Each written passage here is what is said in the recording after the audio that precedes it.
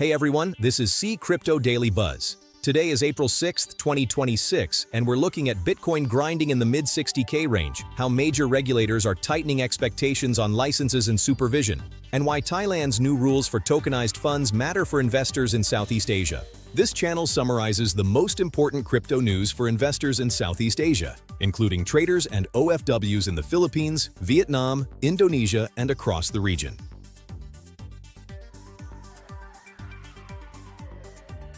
Bitcoin is trading around the mid-66K area, sitting below all its major daily moving averages, with the 20, 50, 100, and 200-day SMAs clustered up between roughly 69K and 90K, which still signals an overhead zone of selling pressure rather than clean momentum. Analysts point to about 67K as the key near-term level for April, warning that decisive closes below that zone, combined with softer ETF and whale data, could open more downside even though ETF flows have recently turned modestly positive again.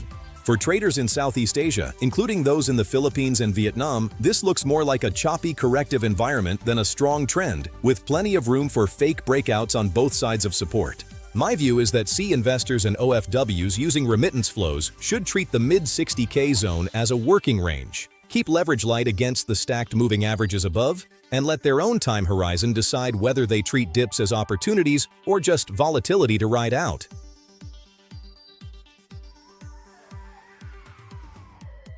In Asia, China's central bank has reiterated that virtual currency-related activity remains an illegal financial operation, and says it will scrutinize tokenized products that reference Chinese real-world assets, even when issued offshore, to keep a tight perimeter around its domestic market.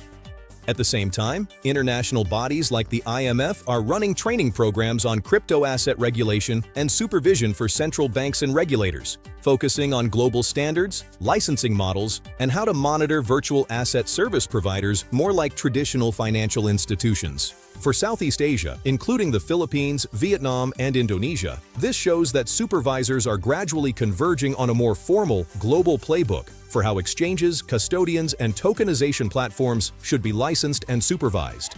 In my opinion, traders and long-term holders in the region should assume that light regimes will tighten over time, and it will matter more and more whether the platforms they use can withstand real regulatory due diligence instead of relying on offshore loopholes.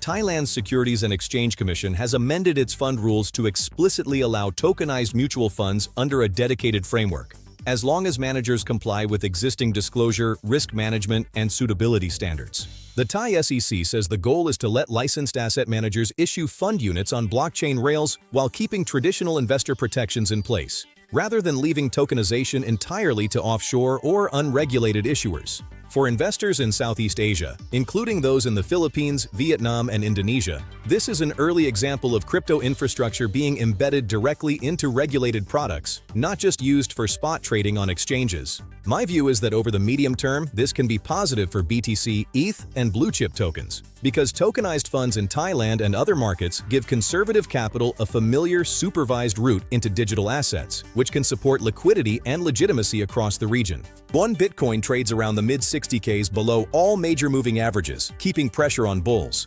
Two regulators from China to the IMF are tightening crypto standards and supervision, pushing markets toward licensed platforms. Thailand's new tokenized fund rules show how blockchain rails are entering fully regulated investment products in Asia. This video is for information and education only and is not financial advice. All investment decisions and risks are your own responsibility. If this video was helpful, please subscribe, hit the like button, and turn on the notification bell.